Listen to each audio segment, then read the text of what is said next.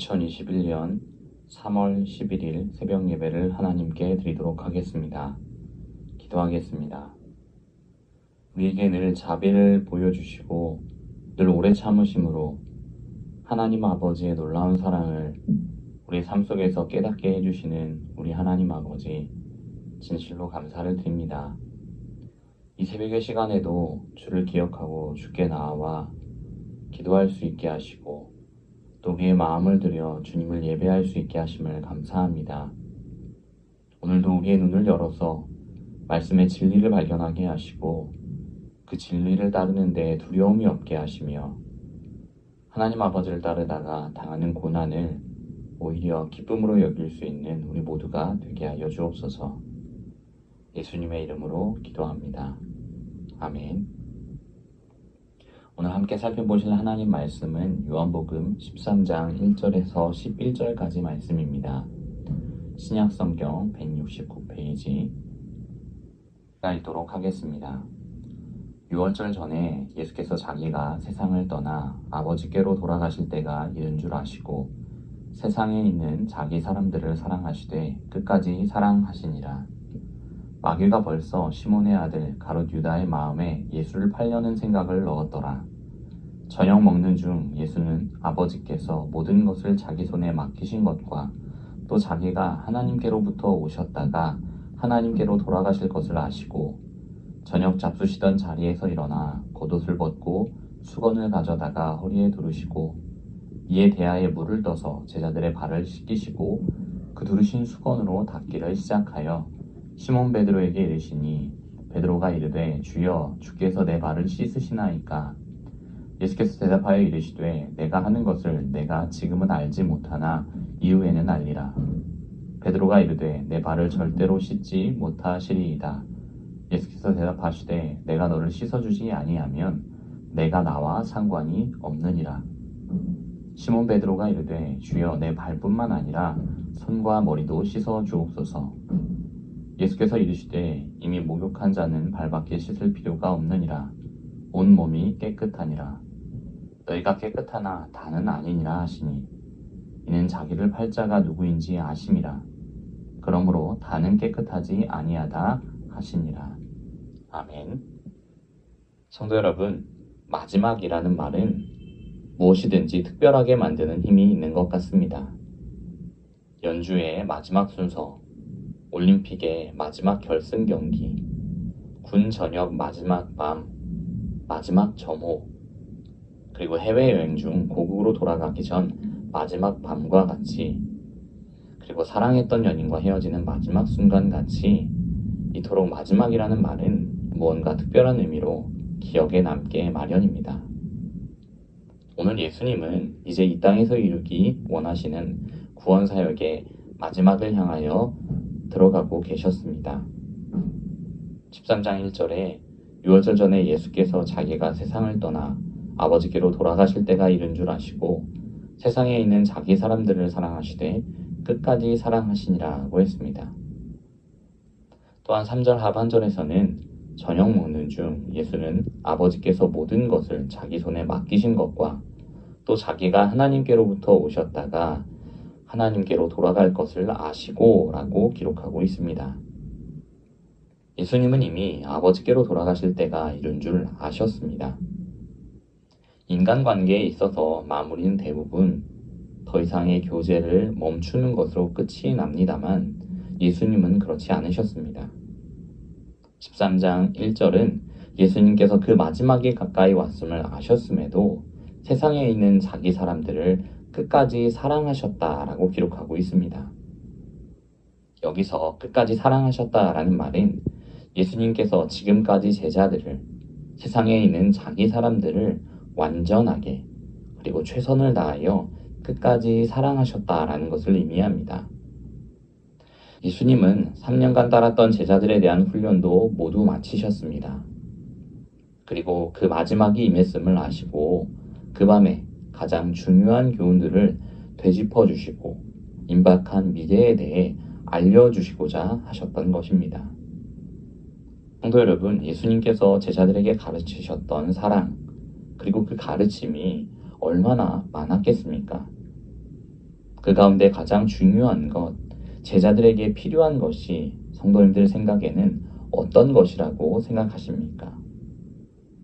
회개하라는 말씀, 예수님을 끝까지 따라야 한다는 말씀, 수많은 예수님의 설교와 가르침, 그가 행하셨던 표적, 바리새인들의 누룩을 조심하라 하셨던 경고, 정말 하나만 꼽기엔 다 중요하고 의미 있는 가르침이었습니다. 마지막 밤을 맞으신 예수님께서는 저녁을 잡수시는 자리에서 갑자기 일어나 겉옷을 벗고 수건을 가져다가 허리에 두르셨습니다. 그리고 물을 떠서 제자들의 발을 씻기시고 수건으로 발을 닦으셨습니다. 2절의 기록대로 예수님을 팔려는 생각에 가득 차 있는 유다까지 모든 제자들의 발을 씻어 주셨습니다. 예수님 시대의 당시 사람을 저녁 식사에 초대하면 주인이 대야와 바가지와 수건과 함께 문간에 하인을 세워두는 것이 관례였다고 합니다. 손님이 도착하면 하인은 일일이 손님의 신발을 벗기고 양쪽 발을 씻긴 다음 수건으로 흙과 물을 닦아내었습니다. 그 밤에 그리고 그 방에 마땅히 왕 대접을 받을 분은 예수님이었습니다. 그런데 그런 예수님이 친히 종이 되셔서 그 일들을 하셨던 것이었습니다. 예수님께서 그 마지막 밤에 제자들에게 가르치신 것은 겸손이었습니다. 사도 요한이 오늘 요한복음을 기록하면서 다루고 있지는 않지만 누가복음 22장 24절 이하에서 보듯 제자들은 주님이 세우실 새로운 나라에서 최고위직에 오를 사람이 누구인지를 가지고 싸우고 있었습니다. 그렇게 3년간 예수님을 따라다니고도 예수님께서 이루실 하나님 나라가 무엇인지 이해하지 못하는 제자들이었다라는 것이지요. 예수님은 죄인들을 구원하기 위해 십자가를 향해 가시는 그 순간까지도 제자들은 높은 자리만을 생각하고 있었습니다. 그런 제자들에게 가장 필요했던 것이 그리고 그들에게 가장 부족했던 것이 겸손이었던 것 같습니다. 그 자리에서 예수님은 친히 겸손의 모습을 보여주셨습니다. 그런데 6절을 보면 예수님의 겸손을 제지하고 나선 사람이 있습니다. 바로 수제자 베드로였습니다. 예수님께서 제 발을 씻어주신다고요? 그러실 수 없습니다. 라고 베드로가 대답했습니다. 예수님께서 7절의 말씀을 통해서 발을 씻는 것의 의미를 지금 내가 이해하지 못할지라도 나중에는 분명히 알게 될 것이다 라고 다독이셨음에도 불구하고 베드로는 절대로 제 발을 영원히 씻지 못할 것입니다 라고 대답하였습니다. 성도 여러분, 언뜻 보면 베드로가 겸손의 모습을 보이고 계신 예수님을 높여 왕으로 대접받으셔야 할 그분의 존재를 인식하고 예수님을 높이는 것처럼 보입니다. 제가 오히려 예수님의 발을 씻겨드려야지요 라고 말하는 듯 하니까요. 그러나 그것은 예수님께서 주시는 은혜를 받을 줄 모르고 자신의 치부를 드러내 보이지 않으려 하는 주제넘은 교만이었습니다. 예수님, 내 발이 더럽다면 내가 씻을 일입니다. 사양하겠습니다. 그런 선심과 배려는 필요 없습니다. 라고 말하는 것과 같았다라는 것이지요. 이렇게 교만한 모습을 보이는 베드로 앞에 예수님은 그를 씻어주지 아니하시면 베드로와 예수님이 상관이 없게 된다고 다시 한번 타이르셨습니다. 예수님께서 이렇게 겸손의 본을 보여주신 것은 제자들에게 필요한 덕목이었기 때문입니다. 이와 동시에 근본적으로 예수님께서 보여주신 겸손을 설명하기 위한 것이기도 했습니다. 발을 씻어주시는 겸손을 통하여 우리를 위해 십자가에 달려 그의 보혈로 우리를 씻어주시는 그 겸손과 놀라운 사랑을 설명하시기 위함이었다라는 것입니다. 사랑하는 서문로교회 성도 여러분, 예수님은 우리를 끝까지 사랑하시는 분이십니다. 십자가에 달리기 전 마지막으로 식사를 하시는 장면 속에서도 그는 겸손을 보여주십니다. 제자들에게 가장 필요했던 그리고 가장 부족했던 덕목을 친히 행동으로 가르쳐 주셨습니다. 그뿐 아니라 그 겸손의 모습을 통해 죄인을 구원하기 위해 흘리시는 보혈의 의미 또한 드러내 보이셨습니다.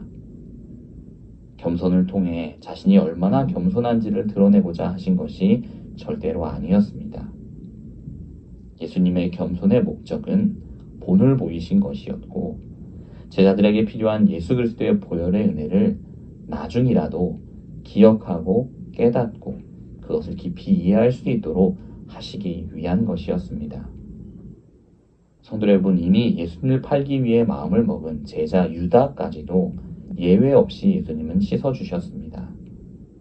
예수님의 이런 겸손은 차별이 없었습니다. 불편한 관계에 있는 제자의 발을 씻어줄 각오를 한다는 것이 우리로서는 결코 쉬운 일이라고 생각할 수 없습니다.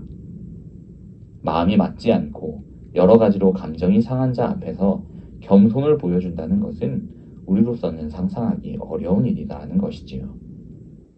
성도 여러분, 그러나 우리 13장 1절에 있는 말씀처럼 예수님은 끝까지 사랑하셨습니다. 죄인을 품으시고 사랑하시는 데 있어 차별하지 않으셨고 그 사랑의 마음에 제한을 두지 않으셨습니다. 그가 진정한 겸손을 보여주실 수 있었던 이유는 정말로 끝까지 사랑하셨기 때문입니다. 성도 여러분, 차별 없이 끝까지 보여주신 그 겸손과 사랑을 기억하면서 예수님 사랑하기를 다짐하는 저와 여러분들이 되었으면 좋겠습니다. 겸손의 본을 보여주신 것을 기억하면서 우리의 삶 속에서도 하나님의 영광만 드러날 수 있도록 사람과 주님 앞에서 겸손한 저와 여러분들이 되기를 간절히 축원합니다. 아멘. 기도하겠습니다. 겸손의 왕으로 우리에게 오셔서 십자가의 놀라운 사랑을 보여주신 예수님, 진실로 감사를 드립니다. 오늘 끝까지 사랑하시는 그 사랑으로 우리에게 겸손의 본이 되어 주셨고 사랑할 수 없는 이들을 사랑하심으로 얼마나 주님께서 겸손하신지 보여주신 그 은혜를 감사합니다. 하나님 아버지, 우리도 주님의 겸손을 닮아 사랑할 수 없을 것 같은 사랑까지도 사랑할 수 있는 우리 모두가 되게 하여 주옵소서. 우리가 늘 주기도를 통하여 고백하는 것처럼 우리 주변에 있는 사람들을 용서하여 주므로 우리 하나님께서 우리를 용서해 주신다는 사실을 기억하고 주님 앞에 사죄의 은혜를 구하는 우리 모든 서문로교회 성도들이 되게 하여 주옵소서. 하나님 아버지, 우리 서문로교회가 70주년을 맞이하였습니다. 준비하는 모든 행사 위에 하나님께서 함께하여 주시고 특별히 지도하시는 우리 담임 목사님 성령의 충만함을 입혀 주옵소서.